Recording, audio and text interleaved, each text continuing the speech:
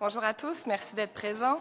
Nous tenons aujourd'hui ce point de presse conjointement avec la députée de Rimouski et le Parti conservateur du Québec. Les prises de parole se feront dans l'ordre suivant. Madame Maïté Blanchette-Vézina, députée indépendante de Rimouski. Monsieur Éric Duhem, chef du Parti conservateur du Québec. Monsieur Stéphane Lachance, chef de l'opposition officielle à la Ville de Québec. Monsieur Daniel Turcotte, président de la table régionale des élus municipaux de la Chaudière-Appalaches. Nous prendrons ensuite vos questions. Madame Blanchette-Vézina, à vous la parole. Merci beaucoup. Je tiens à remercier l'ensemble des personnes qui m'accompagnent aujourd'hui pour ce point de presse. Collègue d'Abitibi-Est, M. Duhem, chef du Parti conservateur, M. Lachance, chef de l'opposition officielle à la Ville de Québec, M. Daniel Turcotte, président de la table régionale des élus municipaux de la Chaudière-Appalaches, M. Olivier Dumais, préfet de la MRC de Nouvelle-Beauce, et Patrice Mathieu, préfet de la MRC de Beauce-Centre. Alors, merci d'être là aujourd'hui pour un moment important. Puis j'aimerais, Éric, que tu t'approches avec moi si possible. Des moments importants puisque j'ai déposé aujourd'hui un projet de loi, le projet de loi 592, loi sur la régionalisation de l'immigration, afin d'instituer des tables régionales de l'immigration et d'affirmer le rôle des régions dans l'accueil et l'intégration des personnes immigrantes. Et c'est un travail de collaboration qu'on a fait ensemble, le chef du Parti conservateur, bien sûr, le Parti conservateur et moi. L'objectif derrière ce projet de loi, c'est de reconnaître formellement le rôle des régions dans la planification, dans l'accueil et l'intégration des personnes immigrantes. C'est une demande qui est formulée depuis de nombreuses années, mais qui a culminé dans les derniers mois, puisqu'on a vu, avec l'abolition du PEC, avec le resserrement des seuils, plusieurs problématiques surgir dans nos régions, des problématiques qu'on pourrait éviter avec un projet de loi comme celui-là, mais surtout une plus grande autonomie pour les régions du Québec, pour les municipalités du Québec. Alors, c'est vraiment une avancée importante dans cet objectif que nous avons en commun, de donner plus de pouvoir aux régions, plus d'autonomie aussi aux municipalités. Et le projet de loi inclut bien sûr une clause de droit acquis pour les personnes immigrantes, telle que demandée par l'ensemble du Québec concernant les problématiques vécues par l'abolition du PEC. Alors, sans plus attendre, je céderai la parole à M. Éric Duhem, chef du Parti conservateur. Merci, Maïté. Reste à côté de moi, toi aussi. D'abord, je veux remercier la députée de Rimouski, Maïté Blanchette-Vézina, de déposer ce projet de loi-là.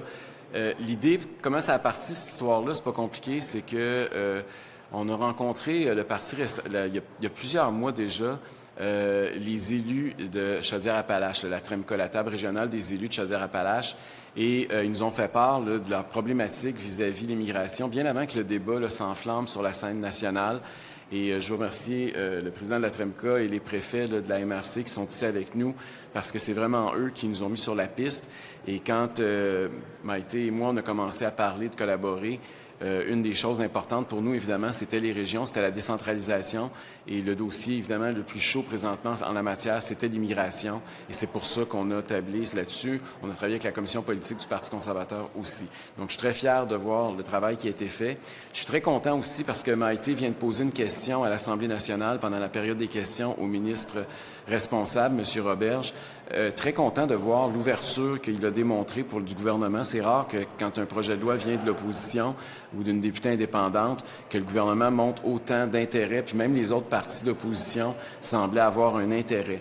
Parce que c'est beau de dire qu'on est pour les régions au Québec, là, tout le monde dit ça, qu'on est pour les régions, mais des fois, c'est le temps de montrer concrètement qu'est-ce que ça veut dire. Et ici, on a un exemple très concret de dire il faut que les élus locaux, le ministre responsable de la région ait un impact, détermine les besoins, les capacités d'accueil, les besoins de main-d'œuvre, l'intégration, comment elle doit se faire. C'est les gens sur le terrain qui le savent. Puis ce qui se passe dans Chaudière-Appalaches, ça n'a rien à voir avec ce qui se passe au centre-ville de Montréal. Et ce projet de loi-là, justement, permet d'avoir une approche cas par cas, région par région, et c'était donc l'esprit du projet de loi. Sur ce, je vais maintenant donner la parole au chef de l'opposition officielle à la Ville de Québec, M. Stéphane Lachance. Merci beaucoup. Alors, M. Duhem, Mme Blanchette-Vézina, messieurs les préfets, chers collègues, c'est un privilège pour moi d'être ici aujourd'hui. Si je me joins à vous pour appuyer le dépôt du projet de loi 592, c'est parce que nous touchons au cœur d'un enjeu qui définit l'avenir de notre capitale nationale et de nos régions, le besoin du gros bon sens dans nos politiques d'accueil. Depuis trop longtemps, nous avons géré l'immigration comme un dossier statistique à partir de bureaux fermés à Montréal ou à Québec. On a oublié que les besoins de Lévis, Bellechasse ou de la Beauce ne sont pas les mêmes que ceux de la métropole. Ce projet de loi redonne enfin le volant à ceux qui sont sur le terrain. Les préfets et les maires ne sont pas que des gestionnaires, ils sont les gardiens de l'équilibre de nos communautés et ils savent combien de places il reste dans nos garderies, combien de logements sont disponibles et quelle entreprise crie famine par pénurie de main-d'œuvre. Cependant, j'y tiens fermement, la régionalisation ne doit jamais se faire au détriment de l'humain et de nos engagements moraux. Il y a des gens ici même dans nos régions qui ont fait l'effort colossal de s'intégrer, des gens qui ont appris notre langue, qui travaillent dans nos usines, qui soignent nos aînés et dont les enfants jouent dans nos parcs. Ces familles ont respecté leur part du contrat, leur insertion. On ne peut pas et on ne doit pas changer les règles en plein milieu de la partie pour eux. Briser la promesse qu'on a faite à ceux qui se sont déjà investis dans notre tissu social serait une erreur morale et économique. Réorganiser l'avenir pour que les prochains arrivants soient accueillis avec dignité et efficacité, oui, mais protéger l'acquis de ceux qui ont déjà fait partie de nous, c'est une question d'honneur. Pour la Ville de Québec, une région forte et organisée tout autour d'elle est une garantie de prospérité. En permettant aux MRC de choisir leur destin, on s'assure que l'immigration est un succès pour tout le monde, pour la société d'accueil, tout comme pour les nouveaux arrivants. Je salue donc cette collaboration entre les élus et les préfets, et il est temps que les régions cessent de demander la permission pour réussir. Ce projet de loi est un pas de géant vers un Québec plus juste, plus décentralisé et surtout plus cohérent. Merci.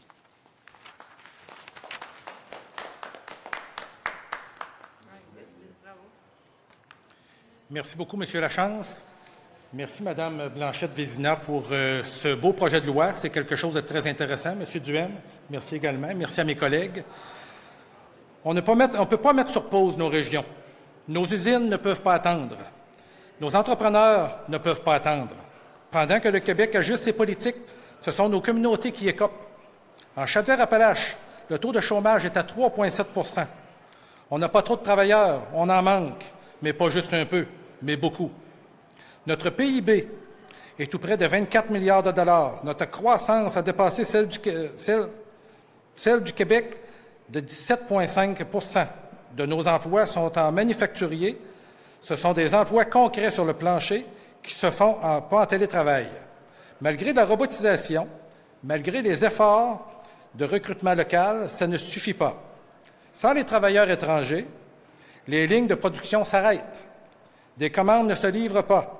Des entreprises parlent déjà de délocaliser. Depuis l'abolition du PEC, des milliers de travailleurs temporaires sont déjà chez nous. Francophones, intégrés, productifs, se retrouvent sans chemin vers la résidence permanente. Avec le nouveau PSTQ, seulement 1,5 % des candidats ont reçu une invitation. Le message qu'on leur envoie, c'est « Vous n'avez plus votre avenir ici ». Ces gens-là parlent français, ils paient leur impôt. Leurs enfants vont à nos écoles. Ils font partie de notre communauté. Et on leur dit de partir. Chaque travailleur qu'on perd, c'est des années d'intégration gaspillées. C'est un cycle de recrutement coûteux à recommencer. C'est de l'instabilité pour nos entreprises et nos familles. Rappelons que 80 % des travailleurs étrangers temporaires sont en région. Ce sont eux qui font tourner le Québec. Leur offrir la permanence, ce n'est pas ouvrir les vannes, car ils sont déjà là. Ça n'ajoute aucune pression sur les services publics. Ça consolide ce qu'on a déjà bâti. On ne peut pas mettre leur vie sur pause. Ce projet de loi, c'est exactement ça. Arrêter le mur à mur. Donner aux régions le pouvoir de planifier selon leurs besoins réels. Prévoir une clause de droit acquis pour les travailleurs déjà présents. Et investir concrètement en francisation et surtout le territoire. Les régions connaissent leur réalité, qu'on leur fasse confiance. Les régions sont le cœur de l'économie du Québec. On ne met pas le cœur sur pause. Nos communautés, nos entreprises, nos travailleurs ne peuvent plus attendre. Il faut agir maintenant.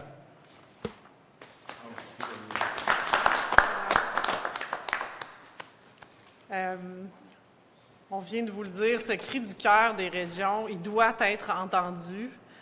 Et c'est une occasion que le gouvernement a d'agir concrètement, au-delà des slogans, pour les régions, pour donner du pouvoir aux municipalités, donner du pouvoir aux ministres régionaux, mais rapprocher surtout les décisions du terrain, puis éviter le mur à mur, et éviter cette crise, en tout cas réduire la crise qui est en train de se vivre dans nos régions du Québec. Alors, je souhaite et j'espère sincèrement que l'ouverture du ministre lors de la période de questions va se concrétiser par l'appel de ce projet de loi et l'étude de ce projet de loi. Merci. Nous allons maintenant passer à la période de questions. Est-ce que vous pouvez juste m'expliquer un petit peu plus en détail qu'est-ce qu'il y a dans votre projet de loi? Là, vous parlez de droits acquis pour les régions.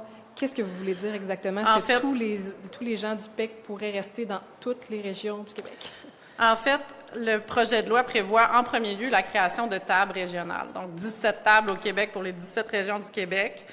Et ces tables-là vont avoir des élus municipaux, bien sûr, le ministre responsable de la région. Donc, c'est une autre façon de voir le rôle des municipalités.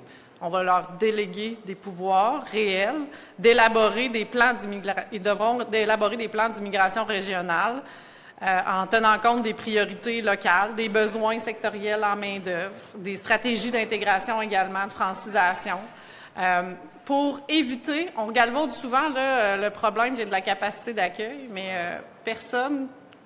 en fait, les meilleures personnes pour parler de capacité d'accueil et comprendre la capacité d'accueil, c'est les gens qui sont derrière moi. C'est les élus municipaux, c'est les préfets, c'est les gens qui sont sur le terrain, les employeurs aussi. Donc, pour que chaque région, excusez-moi de vous interrompre, puisse déterminer les besoins qu'ils ont. Exact. Les besoins et la capacité. Parce que ça doit venir ensemble. Et je comprends le débat et ce que soulève le ministre, mais dans ce qu'il soulève, le ministre, il a très peu d'informations sur la réelle capacité d'accueil. Et ça, ces tables régionales vont permettre réellement de comprendre, de connaître la capacité d'accueil, d'en tenir compte. Et le ministre devra tenir compte de ses plans régionaux lorsqu'il établit ses cibles. Alors, au lieu d'établir des cibles nationales sans réellement savoir la capacité d'accueil, écouter certains mémoires, mais naviguer à vue, bien là, il va avoir une meilleure vision parce qu'il aura réellement les besoins du terrain. Il devra en tenir compte également. Donc, c'est vraiment un renversement du pouvoir en termes d'immigration et non la création d'une structure uniquement supplémentaire. Je parlais d'une clause de droit acquis. C'est pour s'assurer qu'une personne immigrante, lorsqu'elle arrive sur le territoire, on vous a dit, c'est des gens qui ont été amenés, certaines entreprises ont financé, mais le gouvernement a financé également de l'accueil, puis de la rétention, de l'attractivité, là, en lien avec l'accueil de nouvelles personnes, parce qu'on a des besoins immenses en région. Là, la Beauce, les gens de la Beauce, vous l'ont mentionné, de la Chaudière-Appalaches. Ces besoins-là, les gens ont payé. Et là, lorsque les règles changent, c'est pas s'ils peuvent rester. On vous a dit 1 là, dans le Bas-Saint-Laurent, c'est la même chose. On a très peu de gens qui sont appelés avec le nouveau programme. Et ce programme est complexe. C'est pas aussi simple que le PEC. Alors, ce qui est proposé dans le projet de loi, c'est une clause qui permet de s'assurer que, en fonction du moment où la personne immigrante est arrivée, bien, ce sera les règles qui étaient applicables au moment de son arrivée. Alors, ça va permettre au ministre de rassurer tout le monde, de rassurer les gens des régions, les entreprises, donc de renouveler le PEC, en gros, ce qui va permettre donc d'avoir une meilleure prévisibilité et jusqu'à l'arrivée d'un futur chef de la CAQ, parce que je pense que les deux candidats à la chefferie ont mentionné leur intérêt à faire revenir soit un PEC ou à avoir une clause de droit acquis. La solution, elle est ici dans le projet de loi aussi. OK. Donc, vous espérez que le prochain chef de la CAQ, en fait, ils n'ont pas à attendre. Ce projet de loi-là pourrait être à l'étude et venir régler la problématique. Il y a seul le ministre de l'Immigration qui s'entête à vouloir garder son nouveau programme. Les deux candidats à la chefferie qui vont devenir, on le sait, les premières ou premiers ministres du Québec se sont engagés à faire revenir soit le PEC, soit avoir une clause de droit acquis. Bon, bien, la solution, elle est ici. S'ils agissent rapidement, ils peuvent enlever toute l'instabilité qu'il y a en ce moment partout dans nos régions, dans nos entreprises, et elles en ont bien besoin. C'est un projet de loi qui pourrait être adopté d'ici la fin de la session? Bien, je pense qu'on peut avoir la collaboration des oppositions pour avancer rapidement. Si le gouvernement souhaite l'appeler, moi, je veux travailler en collaboration avec eux. Et je voyais les partis d'opposition hocher de la tête lorsque j'ai déposé le projet de loi, donc j'imagine qu'il y a de l'intérêt de leur côté également. Mais si le nouveau chef de la CAQ, par exemple, Mme Fréchette a proposé de ramener, dans le fond, le PEC, est-ce que votre projet de loi, à ce moment-là, ça tomberait? Bien, non. En fait, le projet de loi va venir avant le programme associé au PEC. Elle n'aurait pas besoin, techniquement, de ramener le PEC puisque le programme existerait du fait de la clause de droit acquis. C'est vraiment une solution où on n'a pas besoin d'attendre. Ça peut se faire rapidement si le gouvernement collabore. Là, en ce moment, ils ont appelé un projet de loi pour faire du papillon amiral un emblème national. S'ils se cherchent des projets de loi pertinents pour tout le monde, celui-là, c'en est un. Parfait. À ce que les candidats, justement, promettent aux régions, M. Drainville se définit lui-même comme étant le candidat des régions. Qu'est-ce que vous prenez de ce qu'ils ont dit? Est-ce qu'on en parle assez des régions malgré tout? Bien, écoutez, c'est au-delà des slogans. J'ai été dans ce parti, j'entends beaucoup de slogans, peu d'actions concrètes, beaucoup d'engagement, peu de réalisations pour les régions. Et là, ils ont une occasion, on a ici des élus avec nous municipaux, une occasion de répondre à un besoin réel et d'agir pour les régions de manière concrète. Alors, au-delà des grands slogans, des promesses d'un chef ou futur chef de parti, si le gouvernement actuel et le ministre en place de l'immigration souhaitent agir, il peut le faire, appeler le projet de loi. Je peux peut-être ajouter, puis je pense que M. Dufour, le député d'Abitibi-Est qui est avec nous ici aujourd'hui, hier a fait une très bonne lettre d'ailleurs, puis il a tenu un point de presse où on se trouve à ce sujet-là. L'abandon des régions, moi, je l'ai vécu de près le dernier mois parce que j'ai passé un mois ou à peu près à Chicoutimi en élection partielle. Partout, c'est le même problème, les bâtons dans les roues des régions. Aujourd'hui, on dépose un projet de loi sur l'immigration puis la régionalisation de l'immigration. Mais ce que vous devez comprendre, c'est qu'il faut avoir une vision des régions, pas juste sur l'immigration, mais il y a une décentralisation majeure qui doit s'opérer au Québec. Et les régions, aujourd'hui, crient à l'aide. L'Abitibi le fait pour ses ressources, ses mines. Au Saguenay, je peux vous dire qu'il y a un paquet de projets qui sont sur la glace. Les blocs énergétiques, là, présentement, c'est un gros enjeu pour nos régions. Il y a plusieurs choses qui se déroulent, puis on a un gouvernement qui est totalement sourd. C'est pas drôle, là. Des élus sont obligés d'embaucher des firmes de lobby pour pouvoir rencontrer un ministre, tellement ils sont abandonnés puis sont laissés à elles-mêmes. Elles ont plus de pouvoir, elles ont plus de voix au gouvernement. Et ça fait plusieurs années. Le Maïté en est la manifestation, et Pierre Dufault aussi, là. Mais c'est même à l'intérieur. C'est quand c'est rendu qu'un député qui est encore dans le caucus disait la semaine dernière qu'un projet de pont à Québec, là, c'est du monde de Montréal qui décide. Ça vous donne une idée de ce qui se passe au Québec, là. Merci. Est-ce que, on a des rumeurs comme quoi il y aurait peut-être de prorogation, tout ça. Est-ce que ça vous inquiète justement pour voir des projets qui vont juste pas aboutir ou votre projet de loi qui risque de peut-être pas être pris non plus si jamais c'est le cas, là? Bien, je pense que les deux candidats à la chefferie ont mentionné qu'il n'y aurait pas de prorogation. Mais moi, ce que je constate, c'est qu'en appelant des projets de loi comme celui d'un emblème national, on dirait qu'ils se cherchent des priorités. On en a une ici, priorité, qui pourrait faire avancer le Québec. Ils ont encore le temps d'avancer et de faire avancer.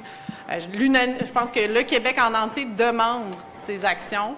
Donc, ils ont une occasion. Et M. Duhem, vous le mentionnez, cette régionalisation de l'immigration, c'est un premier pas vers plus d'autonomie pour les régions du Québec, parce que cette table pourrait servir à d'autres fins si un gouvernement souhaite utiliser une table comme celle-là, une instance comme celle-là, pour donner plus de pouvoir aux régions du Québec. Et ce serait, comme vous le dit M. Duhem et les gens de la Chaudière-Appalaches, et de la Ville de Québec, ce serait très bien accueilli d'avoir plus de pouvoir sur d'autres plans. Juste peut-être une question pour M. Duhem. Par rapport aux spécialistes, ils ont fait leur sortie il y a quelques minutes, là. Est-ce qu'on doit donner plus d'argent aux spécialistes? Qu'est-ce qu'on doit faire dans cette situation-là? Parce que ça semble être le nœud du problème, là. Puis là, il y a des moyens de pression qui risquent d'avoir peut-être un impact sur des patients qui sont en liste d'attente. Comprenez que j'étais ici, je n'ai pas entendu ce que les spécialistes viennent de dire en conférence de presse. Mais de façon générale, là, ce qu'on constate, on le constate avec les actions du gouvernement, puis on le constate avec ce projet de loi-là en particulier, le système de santé au Québec a frappé un mur. Le monopole public, là, il est malade. Et on ne peut plus continuer. La capacité de payer des contribuables a atteint une limite. On dépense plus que 1 milliard de dollars par semaine au Québec pour des soins de santé, puis on n'a souvent pas accès. Je peux vous en parler, là. J'ai plus des problèmes cardiaques il y a un an, puis j'ai même pas de médecin de famille. Je veux dire, c'est inacceptable le montant qu'on paye par rapport à l'accès qu'on a en retour. Et pour nous, la solution, on peut négocier tant qu'on voudra là, avec des corporations syndicales, là, mais la vraie solution, c'est d'offrir la liberté de choix aux patients d'aller au public ou au privé, puis que les patients du Québec puissent décider si c'est moins cher au privé, ils peuvent même utiliser leur carte d'assurance maladie. Si les délais d'attente sont déraisonnables, ils peuvent aller directement au privé. Puis pour nous, la solution, là, c'est que l'assurance reste publique, mais que le service puisse être offert par le public et le privé. Puis il y a même les médecins qui seraient prêts probablement à diminuer leurs conditions salariales pour travailler dans des conditions où ils ont un peu plus de liberté d'action puis de choix. Et c'est ce qu'ils réclament. Puis on le voit, là, c'est en croissance présentement, le privé au Québec, mais malheureusement, le gouvernement met des bâtons dans les roues avec ça. Puis l'impact réel, c'est qu'au bout du compte, les Québécois ont de moins bons soins puis ont plus de difficultés d'accès au système. Est-ce qu'il devrait quand même céder aux pressions des médecins, que le gouvernement de voir en ce moment que ça aura peut-être des impacts sur la santé? Écoutez, on est pris dans un piège à con parce qu'on est dans un monopole, puis des monopoles, ça donne toujours des résultats médiocres, puis le système de santé au Québec en est un autre exemple. Et pour nous, la dynamique, là, c'est pas d'avoir une corporation qui représente un monopole, puis un gouvernement qui représente un autre monopole de l'autre bord, puis qui discutent entre eux, parce que le grand perdant, ça sera pas ni les médecins ni le gouvernement, ça va être le contribuable. Moi, c'est ça qui m'inquiète dans ce genre de négociation-là, et c'est pour ça qu'on veut qu'il y ait de la concurrence. Il faut instaurer de la concurrence dans le système, puis ça va être au bénéfice et du patient et du contribuable. Merci beaucoup. C'est bon? Merci. Merci. Merci à tous de votre présence. Les intervenants sont disponibles pour les entrevues individuelles.